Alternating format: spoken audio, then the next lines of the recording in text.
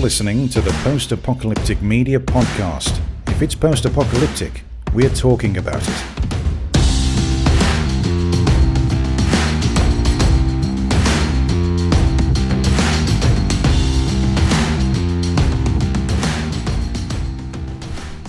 Hello and welcome to the Post Apocalyptic Media podcast. I'm your host, Derek. I'm joined by Shawn. Hello, everyone. And Stephanie. Hello.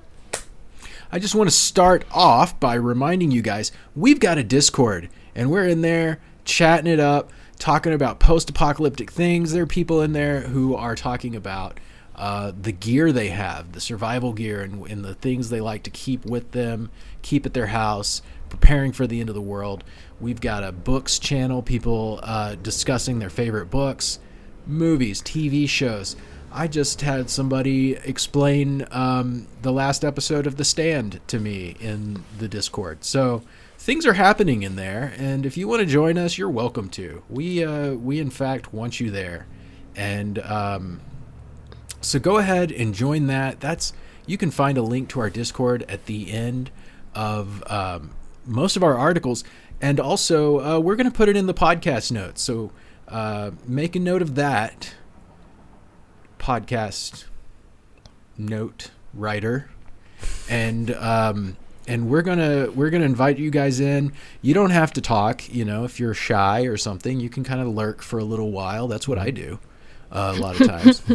Yep. So I communicate mostly in emojis now. In real life too. Yes. It's a lot safer that way, people. Yeah. Just get a group of 4 or 5 emojis that just encompass the whole spectrum of human emotion, and you're there. Let's see. I have a list made so that I don't have pauses like I just did. All right, we've got Twitch. We're doing a Twitch show. Did you know that? I did. Shawn knew that because he is a well-informed citizen of post-apocalyptic culture. And go ahead and tell us when are you doing the Twitch show? Well, I have been doing it consistently on Saturday nights, about 6 p.m. Eastern, and then throughout the week I'll throw some out. If I get some time, I'll do some games here and there. And usually what I'll do is I'll play Fallout 76, usually on Saturdays. Nice. But during the week, I like to also do just some indie games, some indie post-apoc games. And actually, just recently, I played a demo called Beyond Mankind that I saw advertised, and I thought, well, that would be cool, because the demo was only available for a week, so I said, I'll go ahead and stream that. And it was a lot of fun. It's a pretty cool game. Oh, okay. So if you can't get your hands on the demo, you can observe Shawn playing the demo. Yeah. On our Twitch stream. That's available. I used to do a lot of that. I used to do a lot of observing in arcades when I was young. And now I do observing on Twitch. So things have really come full circle for me. Yeah, you played that all the way to the end, so you get the full experience if you want that. And is that a post-apocalyptic game? Yeah, it's supposed to be after a nuclear war. They even show the nuclear bomb exploding in the trailer, or in the demo. And the demo runs through character creation through maybe about 2 hours of content, and that's not bad. Nice. And by the way, Fallout 76 really surprised me watching you play that. Because for starters, I don't remember the graphics being that good, and the argument can be made. It was probably more than a year ago last time I touched the game, and in addition, Shawn's playing on a PC, which is going to give better graphics in general than the console. Okay. So I was really surprised. I looked at that and I thought, man, I could play that game. That's a game I'd be interested in doing. Come back to 76. Yeah, it's been fun. I actually was trying to get some people in our Discord to join me. I invite people if they want to join me in the game during the stream. Just shoot me a PM in Discord. And so if you are listening to this and you want to play on the stream with me on 76, hop in the Discord, shoot me a note, and get together. Yeah, please do that. And if you have a high-level Fallout 76 character and you just want to grief Shawn during his Twitch experience, I encourage you to do that, to let us know, to make record your screen while you do it, and maybe even your commentary. Yes. Because we'd love to feature that on the podcast and on the Twitch stream. So Shawn loves it when people go I love mess with him. being grieved. Yeah, I was going to suggest that Derek and Shawn have some sort of like battle royale kind of makeshift event between the two of them on Fallout 76. That'd be kind of fun to watch. Yeah. Yeah, and it scales now. I don't know if it used to scale, but my stream character, I made a new character just for the stream, so he's only like level 8. Oh. So even if someone joins me at a high level, it'll scale them down to my level. Really? Yeah, so they make things a little more even. Oh, that's cool. interesting. Okay, all right. Yeah, so I'm interested anyone in can that. play. So that means my level 0 character based off of Carol in The Walking Dead would have a fighting chance. Yeah. Yeah, you'll be hitting us with like a piece of wood or something and taking off chunks of health. Yes. No, I've watched Shawn play. He's like throwing grenades into crevices and stuff. I'm nowhere near on his level, so Oh, wow. we'd need to team up. Yeah. And I'll take down the big Shawn character on Fallout 76. Only in our Discord, though. If you're not in the Discord, you're probably not going to be aware of even the opportunity to grief Shawn.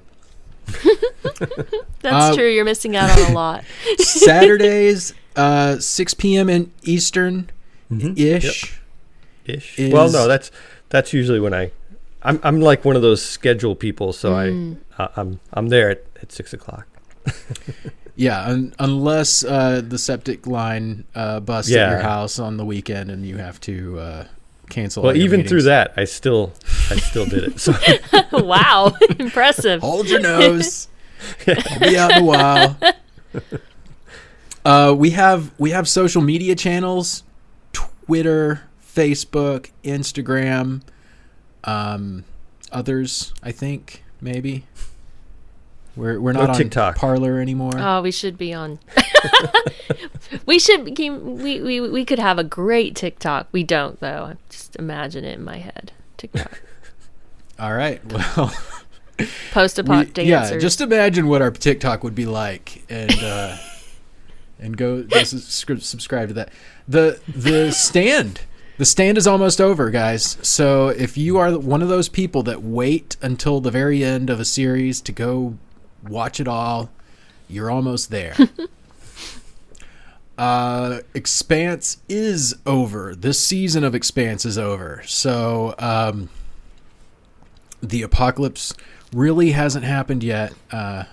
Spoiler alert, I guess. But it's a lot of use as spoiler alert does after I've said it. But things are heating up, and that's going on. That just ended. We have reviews of every episode of Expanse and The Stand posted on our website. So go check those out if you're watching those series. It's helped to clear up a lot of confusion for me, brought out things that I wasn't confused about, and now I am. Attack on Titan, still going, and it's going to be going for a while. Yes. So get on the board. You can catch up on Hulu and be up with us on that. We're writing about that every week. Stephanie's writing 4 or 5 articles a week, it seems. I'm obsessed. I'm writing reviews, and I'm writing, since I haven't read the manga, if you're an anime only viewer, this is the perfect place for you, because I propose theories based on the episodes and then find out 2 weeks later that my theories were wrong. It's a lot of fun. Right, I love this show. For those who don't speak Japanese, could you define those words, anime and manga? Yes, sure. The anime is the TV series. Well, I guess TV is wrong because it's online. And anyway, it's the online series, and manga is the comic base. So that's your basic rundown right there. And the manga is ahead of the comic, so that's why, the manga is ahead of the anime, so that is why manga readers sometimes can spoil anime-only viewers. All right. My grandmother's thoroughly confused at this point, so we're just going to move on. Tribes of Europa, coming February 19th. We're excited about this. Yeah, all very. three of us, I would say. I'm not wanting to speak for you guys, but No, I'm excited. I get the about it, feeling. Me too. Yeah, I am too. Yeah, it looks. If you like the 100, by the way, it sounds like there are some similarities. We haven't seen an episode yet, so we can't say for sure what the tone of the show is. I'm hoping for a bit more of a serious take on post-nuclear war. That's really my niche that I'm most enthusiastic about. I could say alien invasion, but I just feel like aliens are so OP in reality. Like, it's not very reasonable to consider humanity putting up much of a resistance. But the nuclear war apocalypse, that seems to be a distinct likelihood, and experts around the world are still telling us, even to this day, it can happen. It could happen soon. Be ready for it, just in case. So, the nuclear war trope. Does that fit? For nuclear war, I don't know. Yeah. Nuclear war trope is a setting that I really like to check out. So, the 100 really kind of went a little crazy there at the end, I think, and got their hands into a lot more cookie jars than just the post-nuclear war. But, yeah, I'm not. Go ahead. On. Sorry. I was just going to say, I'm not going to share any spoilers, but yeah, there are some things that really bugged me, and I think I'm going to have to write something about that one of these days. How long till we can spoil the 100 for everybody? It's a really good question. There's got to be a statute of limitations, right? And stuff like that. Right? I agree. Yeah. We need an official date where we can shout it from the rooftops. Until then, mum's the word. We'll just be vague about it and move on. So we've got the Tribes of Europa, February 19th. Walking Dead returns, season 10, right? Woo! The second half of season 10. The seasons don't even matter anymore with Walking Dead. No. Nah. They February tacked on some 25th. episodes at the end. Yeah. They'll be like, we're returning, and then it'll be 2 episodes, and that's it. And they're like, I that think was all. maybe it had something to do with the pandemic, because we saw what was supposed to be the finale already for season 10. But now they're like tacking on extra episodes, and then we're going to have a long wait, longish, before the final season. So, yeah. I'm already confused by what you said. Apparently they're filming Fear the Walking Dead like now in Austin. I keep seeing updates about that they're currently filming. So Oh, nice. yeah, I Fear the Walking Dead's really good right now. So huzzah on that. I don't know when it's coming back, but we will be telling you. So subscribe to this podcast to find out. Broken Roads is a video game that has been announced and is in production. And we just wanted to draw attention to it because it is a lot of the same people that worked on Tides of Numeria, which was an incredibly popular RPG. Kind of top-down, kind of like the Fallout 1 and 2 style, Wasteland 3 style of combat and exploration and RPG. That's what they're doing with Broken Roads. And, if you're interested in that, we encourage you to follow that. Shawn wrote about that. Mm-hmm. And so you can get the deets on our website. Radlands is a Kickstarter that several of us decided to sponsor. It is their goal was, what did you say, Shawn? Their goal was like $10,000. It was like 19,000, and they're up to like 372,000. 372,000. Wow. Pay attention, entrepreneurs, because we like post-apocalyptic media and we have money. So keep doing stuff like that. Radlands looks like fun. We'll probably put that, play it on Twitch or something, and that'd be cool. Put that up there. So tune in for that. Now, those are the announcements. Let's jump right in to the first topic of the day, Tribes of Europa.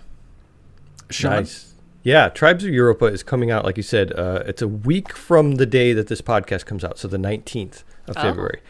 And the second trailer dropped this week, and in it shows a lot more. I think what they did is, they released the first trailer, and a lot of people said, this looks like the 100. And they said, well, let's show a little bit more, because what it was, they had that one tribe leader who had that black makeup across her eyes. Mm-hmm. And they said, everyone said that looks like the 100. So they wanted to show off a little bit more. So we get to see a little bit more about what type of atmosphere it is. They talk about it being, post-apocalyptic, like specifically.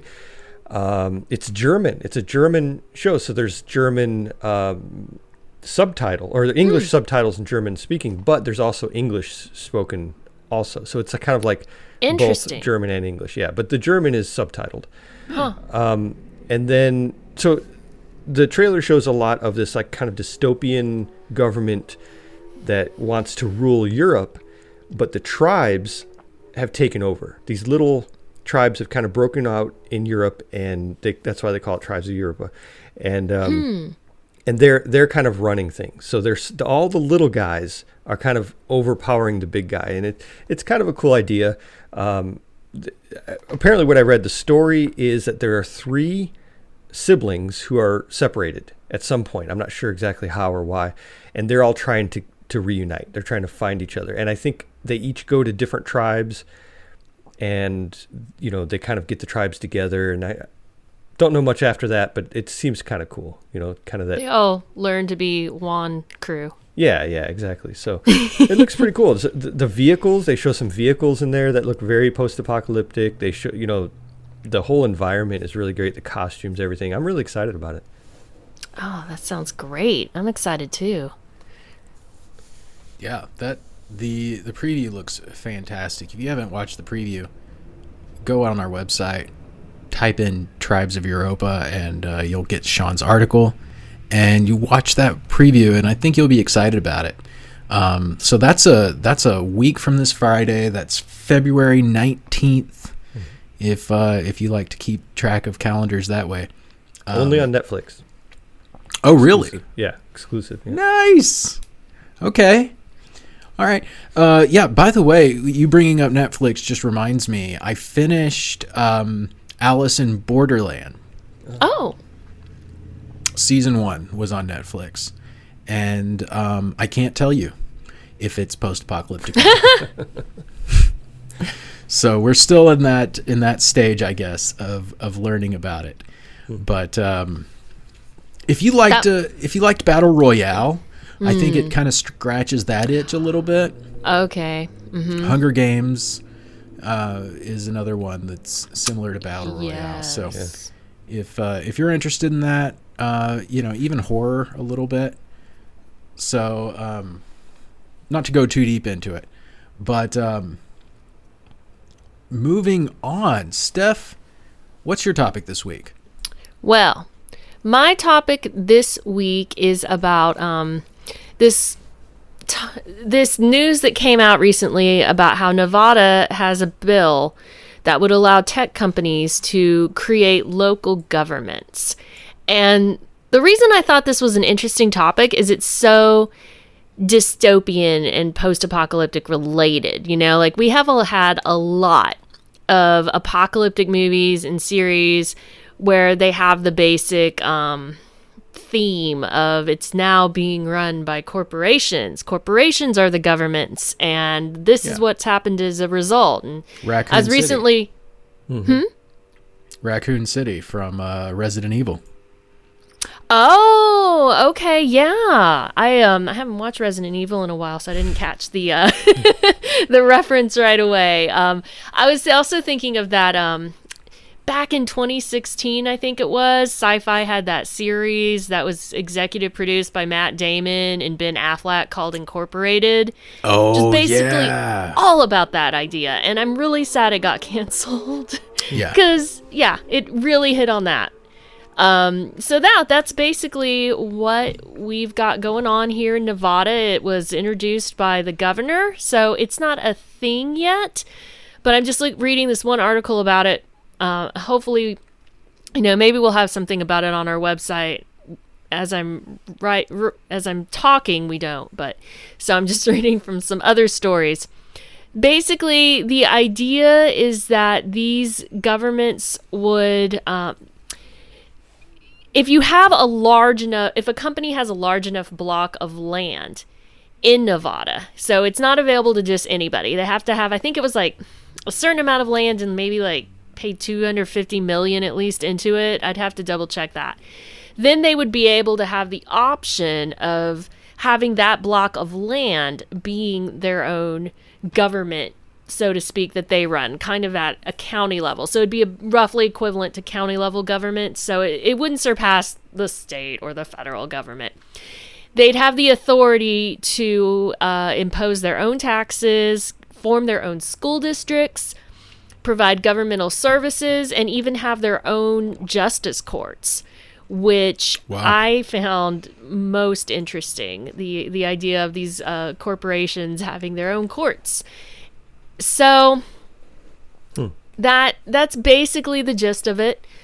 And I guess the question is, we'd have to know more about it, and how that works. But I was seeing all these people on my Facebook. How could it go wrong? And all these people on my timeline were like, well, that's how these apocalyptic things begin. And, they're just going to grow and grab more power and take over. And obviously that was my first reaction, just based on all the apocalypse stuff that I've been exposed to in my viewing. I think it's interesting. I lived in Arizona for a few years, and there were a lot of tribal lands out there. And this reminds me of that, like a reservation where, in tribal lands, they have their own courts, their own police officers, their own everything, their own laws, their own, and but at the same time, what's interesting about that is what I can see happening with this. The tribes, the reservation tribes have found a way to make a lot of money with casinos. So now the government is like, oh, wait a minute. Let's see how we can, take advantage of that. And now that they're doing really, really well for themselves, let's see. So I feel like maybe it might come to that where they're like, yeah, you guys go play government, however you want to do it, make your own little states. But then once one of those states discovers something that, like a resource or something like that, then the government, the federal government's probably going to be like, wait a minute, that's actually our land still. So, let us in there. I don't know. That's my skepticism talking there, but I feel like I could see that happening. Yeah, I could see that. My one of my first thoughts was just about the whole court system and just me being super skeptical, thinking, you get injured in the corporation's county and you buy something connected to the corporation, and now you have to sue them and run it through the corporate court system. Yeah, and what are the chances? You ordered Pepsi at the restaurant, and we're a Coke town. Yeah.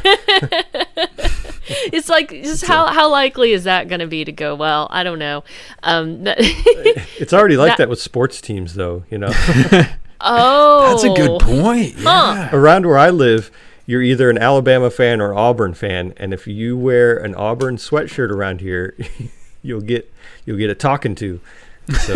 Oh, that's interesting. I imagine it's like that everywhere. Oh my gosh. Yeah, I don't think it's quite to Alabama. I think Alabama kind of takes it to a new level. Yeah, the in-state rivalry situation. Yeah. But in Texas we do have our in-state rivalry. It's less so now because the teams don't even play each other anymore.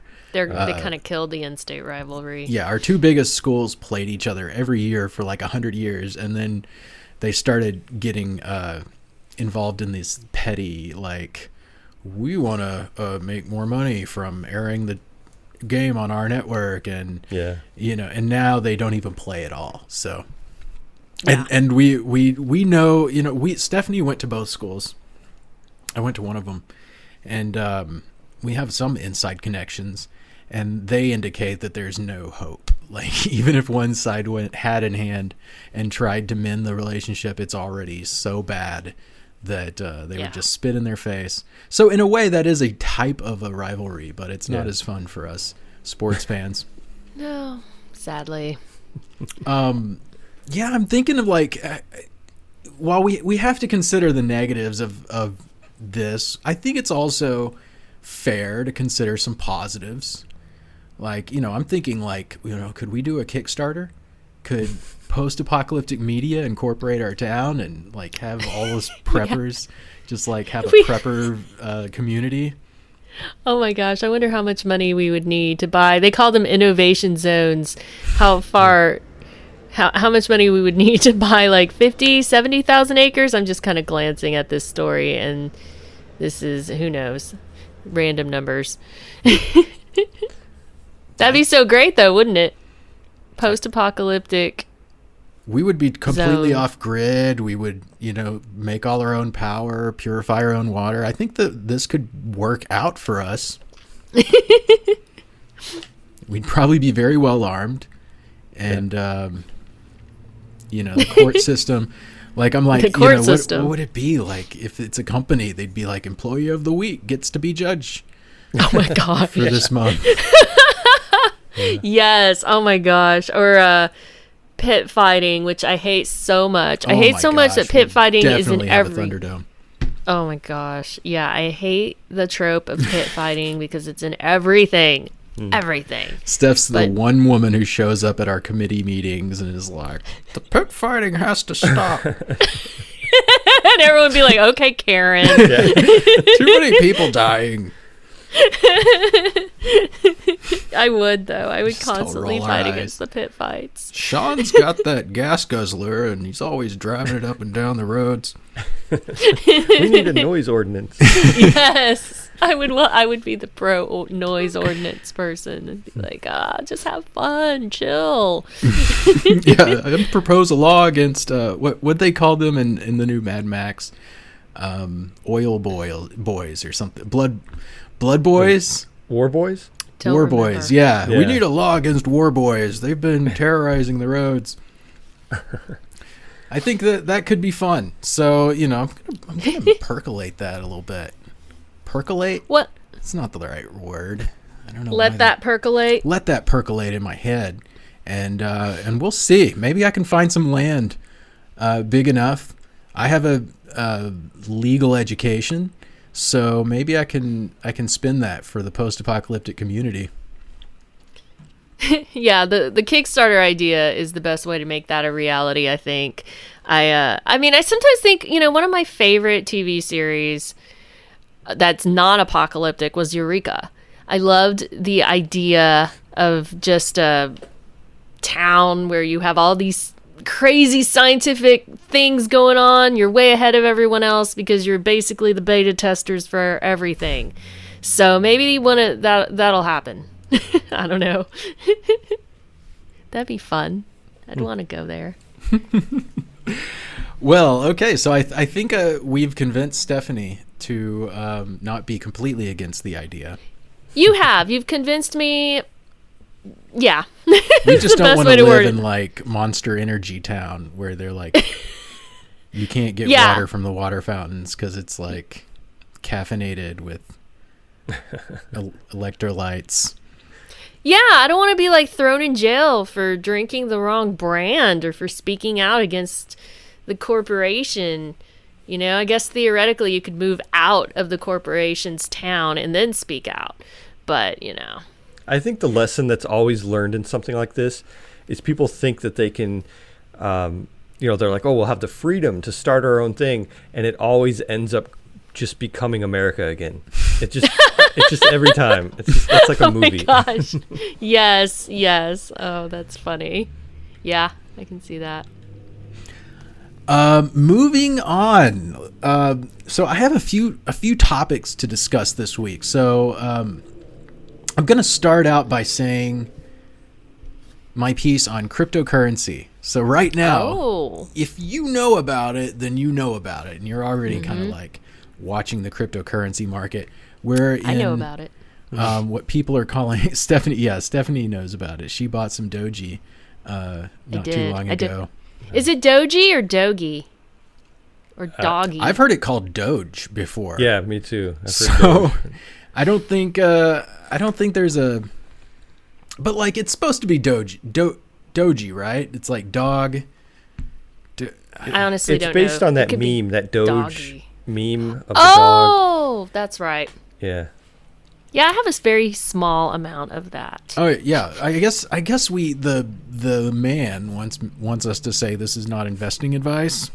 Yeah. Oh yeah, it's not Disclaimer. investing So advice. yeah, we're in a lot of this stuff. So you should just assume that everything I'm saying is just to convince you to prop up my own financial adventures. So cryptocurrency. First of all, cryptocurrency is a computer thing, and most apocalypses involve computers being completely unusable not too long after the event. And that's because computers depend on a lot of stuff, right? You got electricity, first of all, and then you have the network, which is essentially computers all over the world that are on electricity and connected to each other. So when you add all that up, cryptocurrency doesn't seem like much of a prepper's tool. Yeah. They're not going to care how much doji you have, when you're talking to the local warlord and trying to get some pure water from him. Mm. However, unless it's go ahead. Elon Musk and he's the local warlord. I don't care. That's somewhat realistic. Elon Musk, by the way, he's got a company called the Boring Company that its primary purpose, other than selling, quote unquote flamethrowers, which are just welding devices that have been outfitted with like a little bit more power.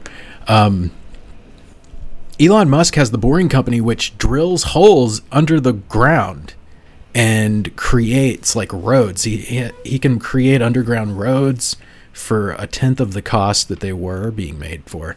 And, his whole thing was like, if you want to shortcut to your office or something and you're extraordinarily wealthy, then, hire the Boring Company. But I think there's more to it. And fact is, if a lot of the apocalypses that can happen, if you are deep underground, they don't really affect you much at all.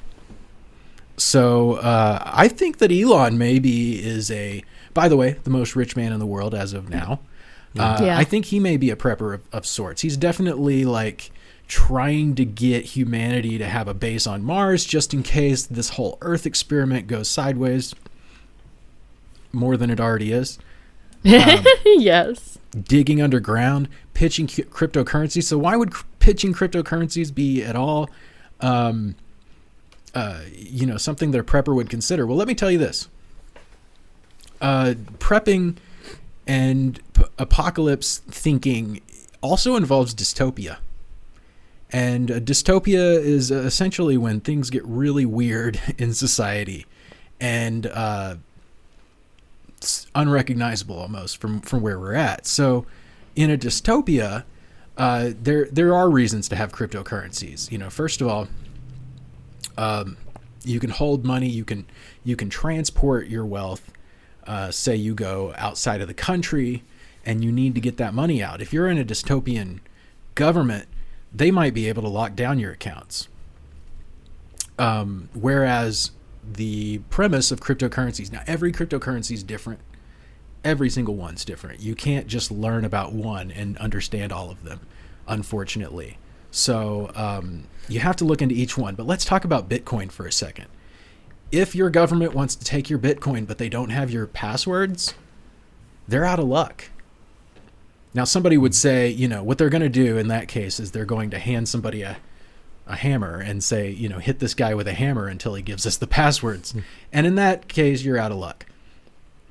But if you're really trying to transport your funds, your money, whatever, out of a dystopian environment, cryptocurrency can help with that. So, but each one's unique. You will have to look into each one. I can tell you, Bitcoin has been around for a long while, and it seems to not be hackable. If anybody were able to hack Bitcoin, they would be a billionaire overnight. So it seems to be unhackable. It's also kind of slow. If you want to move money from one Bitcoin account to the next, you're going to need probably 20 minutes, maybe more. And it also, has some fees involved. But there are other cryptos out there that are much cheaper in fees. Some of them feeless, some of them much faster, some of them instant or seemingly instant. So I'm not wanting to use this segment as an opportunity to pitch all the different cryptos, which I'm tempted to do because I'm very much involved in this market. But the idea of owning some is a good idea. And here's another reason, not just moving money outside of the economy, but the US dollar has a very different inflation scheme than Bitcoin does. And so let me explain that real quick. Bitcoin is inflationary, which means there are new Bitcoins being introduced into the market. They come through the Bitcoin miners, the people who run the machinery that Bitcoin depends on. Those people get a little bit of Bitcoin for their effort, and then they sell it onto the market. So that, affects the supply. And if you know about currencies, it's all about the supply and demand.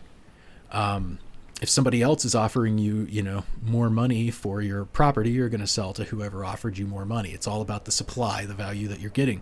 So Bitcoin is set on a schedule. You can know exactly how many Bitcoin is out there and how many will be out there on Monday and on Tuesday and on Wednesday. You can know that for certain. The US dollar is not like that.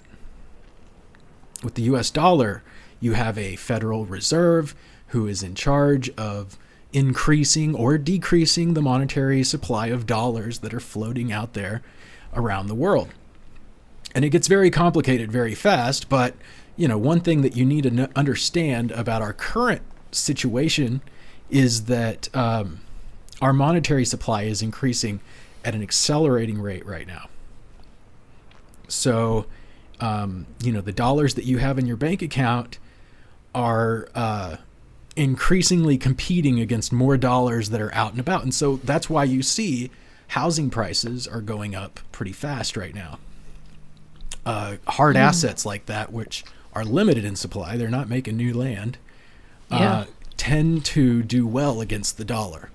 If you're, so now we're comparing monetary policies. The dollar, which there's more and more of it, to land, which there's the same amount. So that's why the price goes up. And there's other factors. There's the increasing population or foreign investors and so forth. But one thing you might want to consider is diversifying into some cryptos because they have an inflationary scheme that is a little more appropriate to preserving your wealth. Shawn, you got anything to add to that? I agree. I mean, you're exactly right on everything. I think that, like you said, people need to research if they want to get into this, research the different kinds. There's Ethereum, there's Litecoin. There's actually even different versions of Bitcoin Cash, Bitcoin. Yeah. So, and like you said, they all have their own kind of things about them, like unique things. But I think a lot of people don't understand exactly what it is. And I'm glad you explained it because people just think it's like this imaginary thing that people are just throwing money at and it's going to make them a lot of money. Well, it can go down too, as we saw a couple weeks ago. And then actually a couple days ago, Elon Musk said that Tesla is now going to accept Bitcoin as a payment for Teslas. And they bought $1.5 billion Bitcoin, $1.5 billion worth of Bitcoin. Wow. And it just skyrocketed. Like, it was amazing. And I wish I had some at that point, but I didn't. Oh my gosh, right? Because what I do is I day trade it, and I'll buy and sell. And so he did this at 7 a.m, and that's before I usually start looking at the market. I look at the market, and it's anyway. So it still has a volatility to it, that I think people do need to be aware of. It can go up and down, but at the same time, that's looking at it from a totally different perspective. That's my perspective, which is making money that day on it, or making some money. Not it as an investment thing, long-term investment, which I'm not really looking at. Although I do have Ethereum that I've had for a long time. Can I say exactly what I have? Is that all right? Is that like a financial? Yeah, sure. I mean, I know a lot of people get weird about that. How much Ethereum, in fact? I'm just kidding. That I won't say, but Shawn, tell us your exact holdings, please. But yeah, that's what I think. That's what I wanted to point out, that there's like different ways to look at it. But I think you're exactly right, and that's a very important part of it. Is it's looking at it as a kind of a long-term, protection from what's happening with the dollar is a definite good idea also, because that's a big part of it. Yeah, and there's I didn't really go into it, but there is a aspect of this that it's decentralized, and what that means is that like currently, there was a guy, he's president of Venezuela, and some countries didn't like what he was doing. Not getting into that, but the bottom line is they froze his accounts in London, and so he had millions of dollars, and now he doesn't, and that is because the government said so. Yep. That is a scary thing for a lot of people, and with these things, there is no central authority that's going to rule and say you can't access that Bitcoin, you can't access that Litecoin. Like I said, there are end arounds where they can come and capture you, and then you don't access anything. But if you barring that, if you're a free person with access to the internet, you have access to your cryptos, and there's no gatekeepers. So that can be important. I remember when I was watching, when I was young, I was watching the movie Born Identity. And this guy, he wakes up and he has no memory whatsoever. Spoilers for the first movie, by the way. 20-year-old movie. Okay. He wakes up and he has no memory whatsoever, and he finds this little code embedded into his skin, and he's able to use that to access an account in Switzerland. I think it's Switzerland. But he accesses an account, and I thought that's the gold standard of having some backup money somewhere, is to have a Swiss account that's just a numbered account, and you can give them those numbers. Now, naturally, politicians don't like that being an option for us, because what if you got a lot of money that you put over there and they want to tax that money? They're out of luck. So there is this push and pull between regulators, but with Bitcoin, you have that. If you say, for instance, if you could memorize your seed phrase, is what it's called. It's basically a code that you can put into. By the way, Shawn's video just turned green. Oh, did it? Green. All right, and we're back from a technical difficulty. I was just explaining how if you have a seed phrase, you can access your coins. For most of these cryptocurrencies, like I said, they're all different. But in general, you have this string of characters. It's pretty long. It's usually I think 80 characters ish. But if you have it, you put it into a wallet, and boom, your coins are there. And so if you were to say write that down, that can be stolen. But if you memorized it, then you could have access to your coins wherever you are in the world. And so if you wake up in Mexico or something and you've got nothing and your kidney's missing, you can just go use your cryptocurrencies to buy a plane ticket or get the medical help you need, whatever it is. That is something you can use something called Warp Wallet for Bitcoin, and that will allow you to you put in a phrase or something that you can memorize, and it'll spit out your seed. So just something, if you're really looking to have that Swiss bank account type situation going on, that might be something that you'd be interested in looking into. And then Shawn mentioned Ethereum. Ethereum is building all sorts of decentralized financial products. So right now you could go to Compound, I think it's compound.finance, and you can take USD stablecoins. I haven't even mentioned what a stablecoin is. Stablecoins are when you could say give $1 to the bank, and the bank can issue you its USD stablecoin.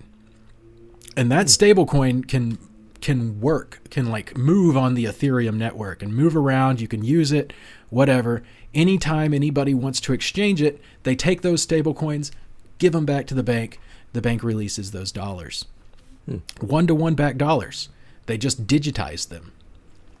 So lots of products that lots of learning if you want to get into cryptos. But one thing you can do with that is you can go to compound.finance. You can put those stable coins into an interest-bearing account, and instead of getting what you normally would, which is 0.5% on that, you could get maybe 8%. Oh, interesting. And that's in a decentralized. Nobody else holds those coins. It's in a contract, a smart contract that is publicly viewable. This is all super complicated, and I'm probably overwhelming most people listening right now. However, I just want you to know what's possible. Right now, I have Ethereum in a smart contract, and it looks at the market and sees what's going on in the market, and it makes a decision whether to turn the Ethereum into stablecoins or to turn those stablecoins back into Ethereum, and that's all that contract does. And that's decentralized. I keep on mentioning that word, but that's because I don't trust institutions very much, and I don't trust the government very much. And so it really appeals to me that no one else is in charge of these funds but me, and there's no gatekeepers and no bankers and no laws that are going to prevent me from being able to do what I want with this wealth that I have. Yeah, and what I think is fascinating too, there's this news story. I didn't read the story, so I don't know everything about it, but in Nigeria, they stopped crypto coin. They won't allow their citizens to participate in crypto coin, but people are finding a way around it. They're and that's what I love about it. It's like this innovation of still making sure that they can get this. That's kind of the point, So interesting. Yeah, that's a modern example of a dystopian society in which crypto is helping people to evade that. And I hear in places with extreme inflation, like in Venezuela, people are turning to cryptos because it helps them hold that value. And I would argue that the USA is kind of in extreme inflation at the moment, but maybe not to the extent that those other countries are. But it is a hedge against that.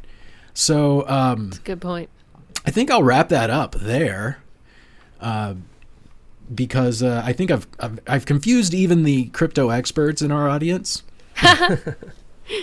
So I've done my job. All right. So last topic of the day. I wanted to save this until the end because I wanted to give people a chance to turn off the podcast if they aren't caught up on The Stand. The Stand is one episode away from being over with.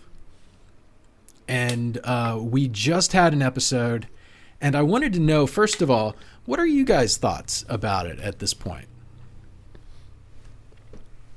I've only watched the first 2 episodes, and so I haven't caught up. But I read the book, and I saw the 1994 miniseries. I love the whole story. I've seen it a million times, but this particular one I haven't caught up with. Oh, okay. Steph, thoughts? Well, now I'm really curious if the part we watched is reflected in the books. I mean, in the book. Sorry, I haven't read the book, and there was. I guess we're being spoiled. We're not worrying about spoilers, right, Derek? So just talk freely. Yeah, the book is from, what, 79? So I think... Yeah, oh, good point.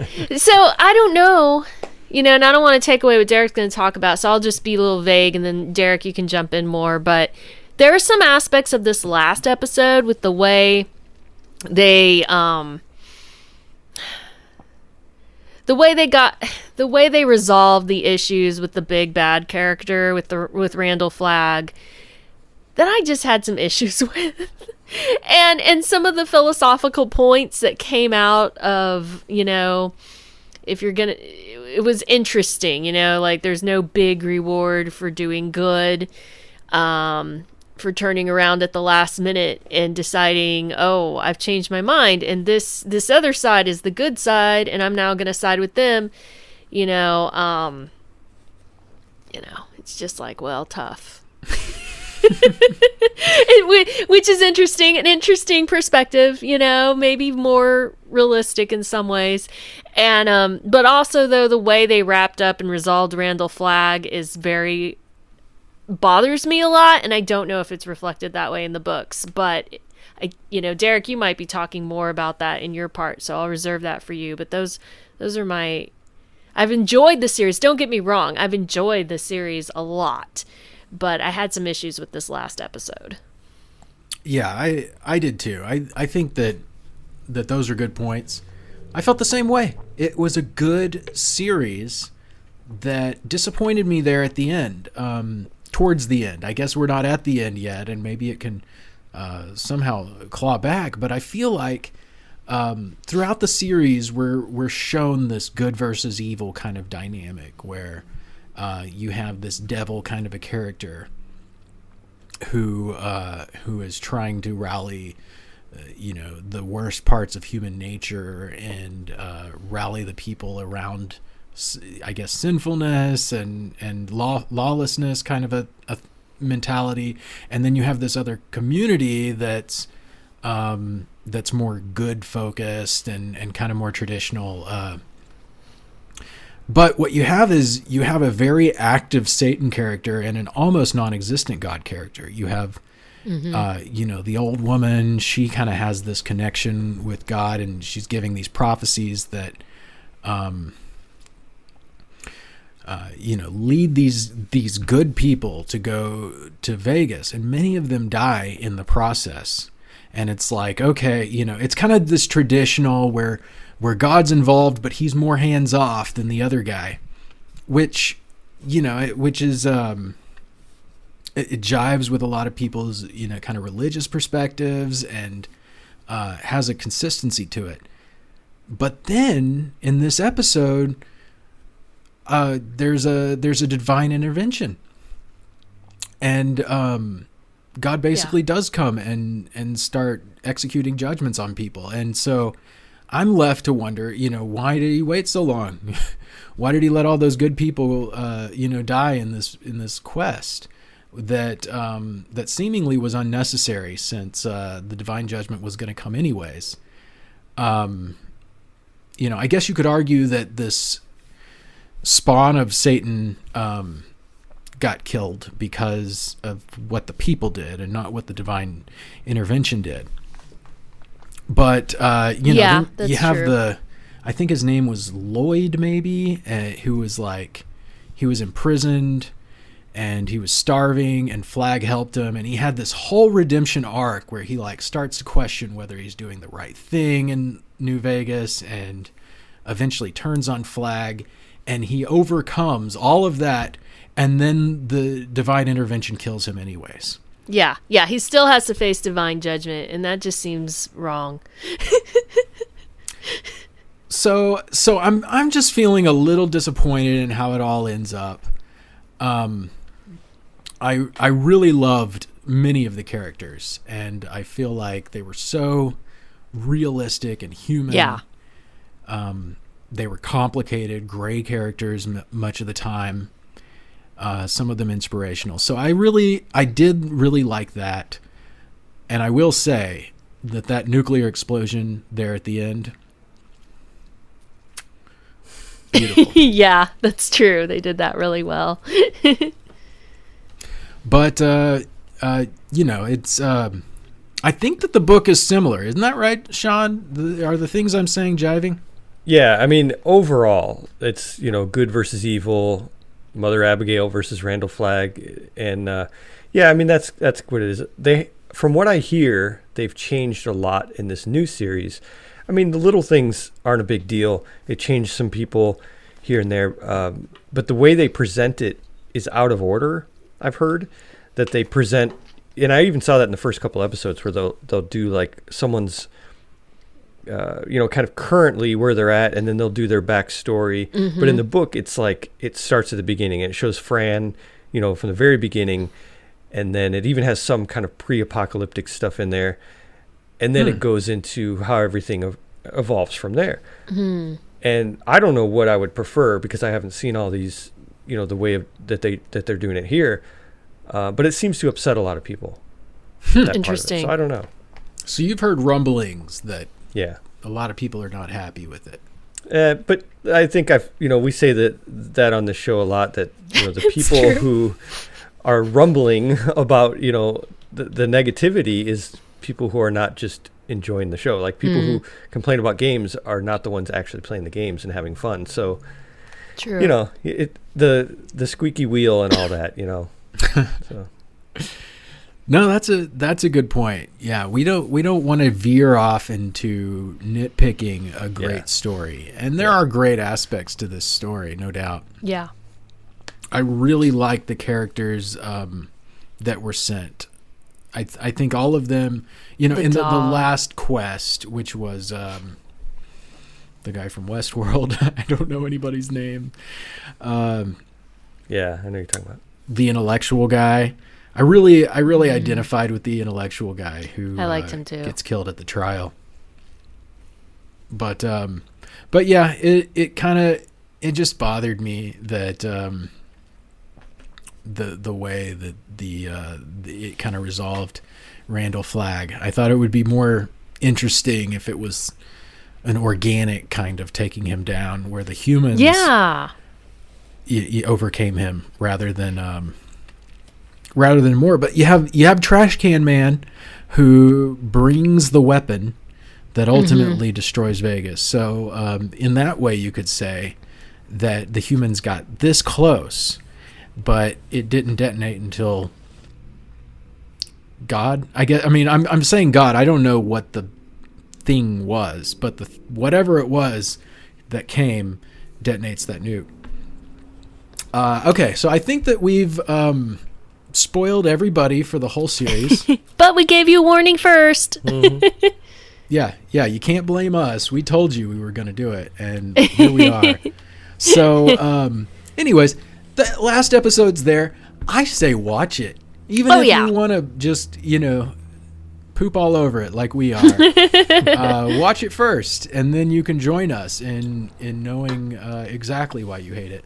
Join us on Discord and tell us all about it. Oh, yes. Do tell us on Discord. Yeah, get in there. We're currently talking about it. I'm telling Soldier 888 all about my problems with the stand. And he's trying to defend it, and he's putting up a valiant effort. So kudos to him. You guys, thank you so much for joining us for just a friendly chat about all things post-apocalyptic. We're going to be here every week. So put that little subscribe button to good use. Smash that like button if that exists in your podcast software. And join us each week, and join us on the Discord, because we'd like to visit with you. Thank you all for coming.